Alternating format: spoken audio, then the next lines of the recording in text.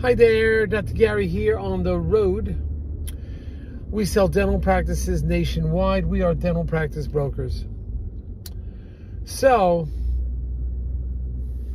today's topic, and I was a dentist for 14 years. Now we're doing the dental practice brokerage for 25 years, a dentist, and I had 3 practices. And now we're doing the dental practice brokerage for 14 years. Today's topic, Volume 2. Seller dentists who sold to the DSOs and made millions. Volume 2, what did they do? How did they then spend their money when all the money came in? You'd be surprised. Anyway, so we have, as you know, now 10 employees. We're in 22 states, and we're available to you 363 days a year. We take our Christmas and Easter. And our number is 201-663-0935. Website is dentalpracticeguide.com or nationwidedentalpracticebrokers.com. So give us a .com. So give us a call. We'll be happy to work with you and give you some free advice, or you want an appraisal, just call us. Everything you're about to hear is for informational purposes, educational. It's not legal advice. So, if you're thinking about selling to a DSO, remember, we work with them all the time. And we know who the best ones are. They often will pay our commission. So you as a seller to a DSO, big deals, will often pay your commission. But even if you have a large practice that's grossing like it's going to sell over 1.23 million, sale price will still get your legal fees reimbursed upon successful closing when you work with us. And when we work with the DSOs, they pick up our commission. We don't work for them, but they pick up the commission. So there's no commission and no net legal fees upon successful closing. So it works out pretty good. So let's hear about, this is Volume 2. Let's hear about what happened with these deals. So there was another dentist and a partner.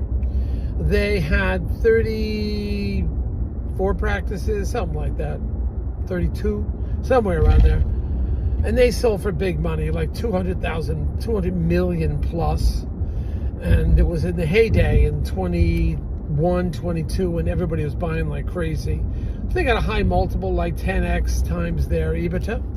And, this is, we're in Volume 2, because if you listen to my previous tape, it was Volume 1. All right, what did they do with the money? It's over 200 million split between 2. And now don't forget, these were wealthy guys before that. They were making about 18 million a year net out of all their 36 offices, and they would split that. These guys were already millionaires. When the 200 plus million came in, what do you think they did? They didn't do anything. They didn't buy anything extra. One of the fellows would go to, he loved going to a foreign country and around the world, and he would rent the penthouse at the hotel for a month, and it was expensive, like maybe $100,000. Rent out the whole penthouse for a month. He had a driver, all the food he could eat, and it would be for an entire month. Could afford a jet if he wanted one. He said, I don't want to take care of a jet. He says, my buddy has a jet. If I want to fly somewhere, I pay him. And I use his jet on demand. That's it. And if I want to fly family members in, I use his jet, fly my family in. If I'm in Florida and I want the kids to come down, I send the jet to pick them up. He says, but I don't want to take care of a jet. I don't want to take care of a piece of property. I'll rent hotels, the most exclusive room at the hotel, and that's all I need. So he has a nice car. It's a little old. It's an expensive car, but he bought it 7 years ago. He says, well, I'm not buying another car. I got an expensive car. I'm happy. And his partner was the same way. Had the same type of car, and he doesn't want anything. They have their main house they live in, each of them, and that's it. They don't want anything else. So they had over 200 million. They didn't spend it on anything because they said, we don't want to take care of anything. We have the peace of mind knowing that we're going to be living a long time. Hopefully the money's there for health, or if we need live-in or whatever, we got the money. I don't care.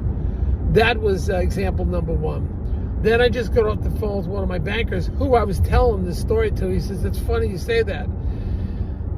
He knew this dentist, I think below the age of 50, did really well, created multiple practices, sold to a DSO, private equity.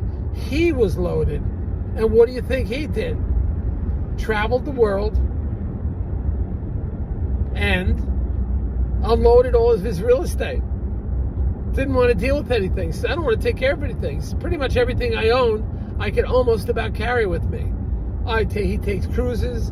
He lives in the finest of, he'll stay in a country for a couple of months, then move on to the next country.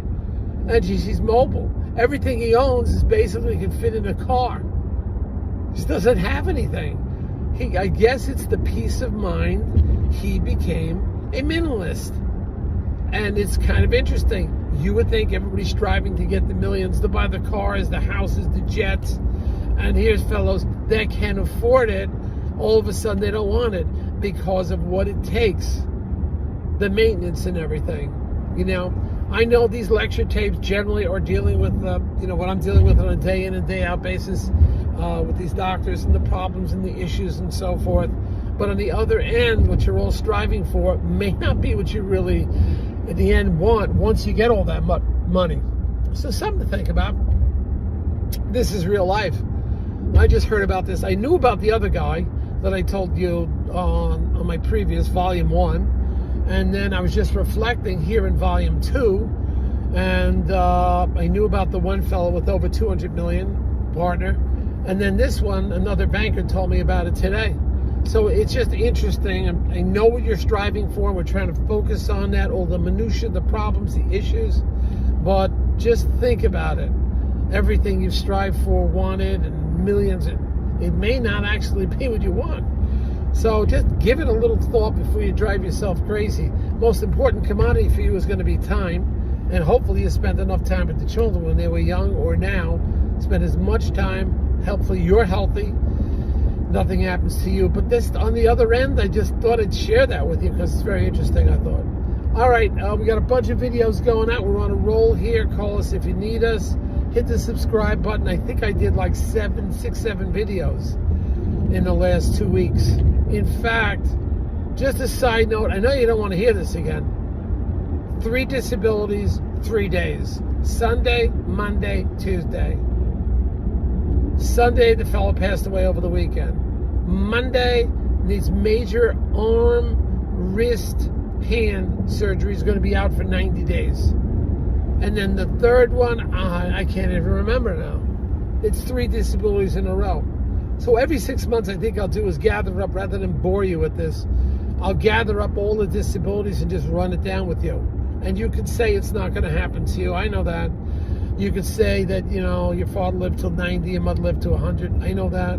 So every 6 months, I'm just going to give you a summary. You want to listen? Listen. If not, don't listen to just shut the tape off. Shut the video off. I just thought I'd share with some reality. This is a reality channel.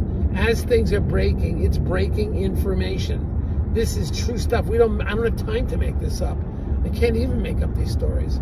We just don't have time. We don't have time to write articles, books. I mean, eventually I will. But this stuff is breaking so fast. I'm trying to bring it to you right now. This is happening today or hours ago. So one of these days we'll get it together with a book. But then by the time I finish writing the book, it'll be old. So just listen to these YouTubes. Hope you're learning something from them. We're having a great time here. Going swimming now. Bye now.